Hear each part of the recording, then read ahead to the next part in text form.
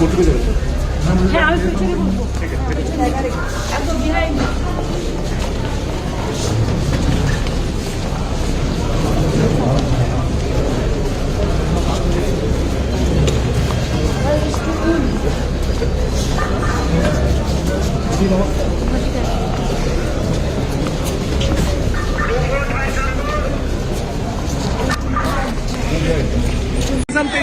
दीदी नमस्कार दीदी दीदी नमस्कार जय बांग्ला दीदी thank you ma'am thank you sir थोड़ा साइड होइए सर थोड़ा साइड होइए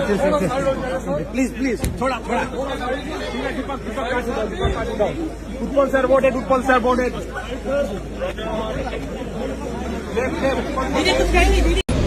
রাত্রে পড়া কাপড় পরে আসতে পারলেন সঙ্গে ওই ডাব্বাটা নিয়ে এলেন বক্তৃতা করবেন এপাং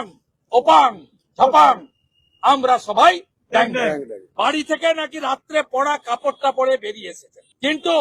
উনি মাইক আর মাইক্রোফোনটা আনতে ভুলেননি কিন্তু শাড়িটাকে বদল করার সময় পেলেন না এসব ড্রামাবাজি ফুল নাটক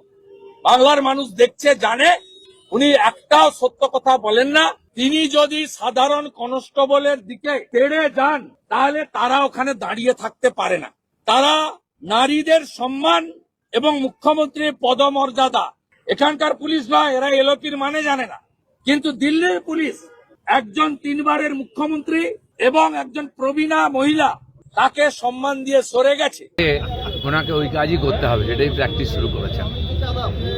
মুখ্য নির্বাচন কমিশনের বিরুদ্ধে এককাট্টা হচ্ছে বিরোধীরা চলতি অধিবেশনে ইমপিচমেন্ট জানার প্রস্তুতি বিহারে হয়ে গেল এসআইআর অনেক বড় বড় কথা বলেছিলেন যখন লিস্ট বেরোলো কমপ্লেন করতে যায়নি এবং ভোট হয়ে গেল রেজাল্ট তো সবাই জানেন সেই জন্য এই চেঁচামেচি যেটা করছেন ওনারা এসআইআরকে আটকাবার জন্য কারণ পশ্চিমবাংলাটা হচ্ছে বিরোধীদের গড় একমাত্র নেত্রী মমতা ব্যানার্জি এখানে যদি উইকেট পড়ে যায় তাহলে ভারতবর্ষের বিরোধী নেতা বলে কেউ থাকবে না কারণ ভারতবর্ষের মানুষ এখন আর শুদ্ধিকরণ শুরু করেছে ভারতবর্ষে স্বচ্ছ ভারত তৈরি করছেন পাবলিক দুর্নীতিমুক্ত ভারত হিংসামুক্ত ভারত দেশদ্রোহী মুক্ত ভারত আর প্রত্যেকটি নির্বাচনে সেটাই হচ্ছে সেটাকে বিরোধীরা ভয় পাচ্ছেন বলছি দিল্লি গেছেন মুখ্যমন্ত্রী এই দিল্লি যাত্রাকে কিভাবে দেখছেন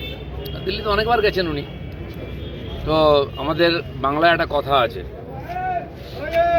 যখন সময় চলে আসে শিয়াল নাকি শহরের দিকে ছোটে তো সময় এসে গেছে আরেকটা বিষয় দাদা সেটা হচ্ছে বাংলার পুলিশ কি করবে তার সামনে খুন ধর্ষণ হচ্ছে পুলিশকে বোম মারছে ছুটছে পুলিশ আমরা দেখেছি যখন এই কালিয়াচক থানায় আগুন দিল পুলিশ লুঙ্গি পরে ছুটেছিল লুঙ্গি ছেড়ে ছুটেছিল যে পুলিশ টেবিলের তলায় লুকোয় টিএমসি গুন্ডাদের দেখলে যে আলমারির পেছনে লুকোয় ফাইল মাথায় দিয়ে সেই পুলিশ দিল্লিতে কি করবে আসলে পুলিশ কি জানেন না তো মমতা ব্যানার্জি দিল্লির পুলিশ দেখে ওনার অবস্থা খারাপ হয়ে গেছে দিল্লির পুলিশের উপর যে আস্থা নেই দিল্লির পুলিশ কেন কোন বাংলার পুলিশের উপর বাংলার লোকের আস্থা নেই দিল্লির পুলিশের কাজ করছে যখন সুপ্রিম কোর্ট বলেছিল এসআইআর কেন্দ্রেতে সুরক্ষা দিতে এখানকার সরকারকে যখন বিরোধীরা আমাদের পার্টির লোকেরা পিএলএরা গিয়েছিলেন কমপ্লেন করতে তাদের মেরে মাথা ফাটিয়ে যায় তারা করছিল ওদের এমএলএরা ওদের নেতারা গুন্ডারা মিলে তাই সুরক্ষা দিতে বলেছিল সুপ্রিম কোর্ট দিয়েছে আইজি ডিজি এসপি কাউকে দেখা গেল না পুলিশ আছেটা কোথায় পুলিশ গুন্ডা এখানে সব এক হয়ে গেছে তারা তো টিএমসির ক্যাডার হয়ে গেছে ওই পুলিশ গেলে দিল্লির লোক কি ট্রিটমেন্ট করবে দেখা যাবে পরিবারের সকলের সুস্থ থাকার একমাত্র ঠিকানা কাঁচরাপাড়া পলিক্লিনিক বা নাইট অ্যাঞ্জেল নার্সিং হোম কেনাকাটার একমাত্র ঠিকানা আগমনী বাসন্তী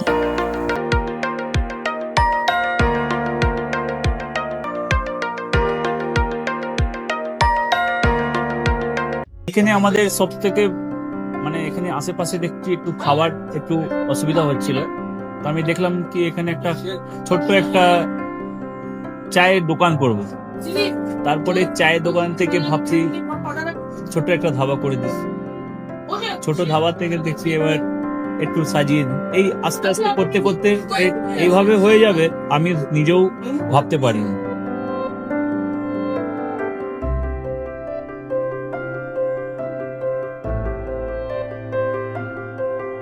ব্যবহারের জন্য আমাদের এখানে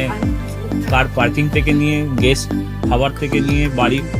এরকম কিছু ব্যাপার যদি থাকে তো মানুষকে বাড়িতে আমরা সার্ভিস দিতে পারবো এইভাবেও আমরা চেষ্টা করব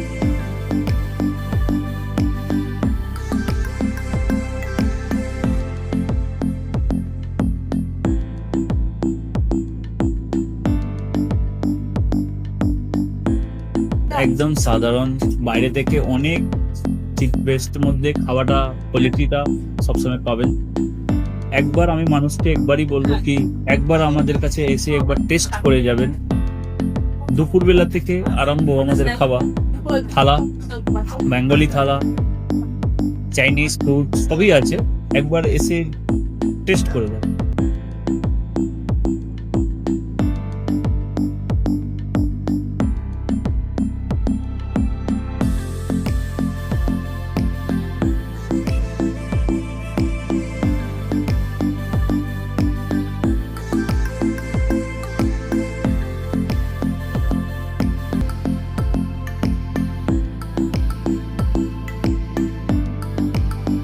আপনার চ্যানেলের মাধ্যমে বলি একবার আসুন কেশরী ধাবাতে,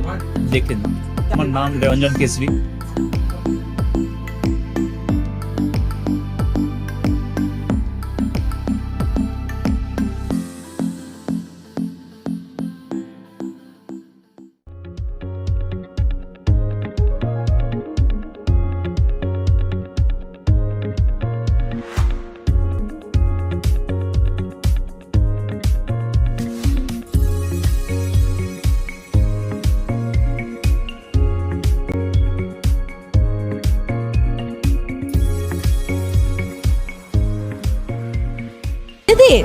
রান্নাঘরকে আরো অত্যাধুনিকভাবে সাজাতে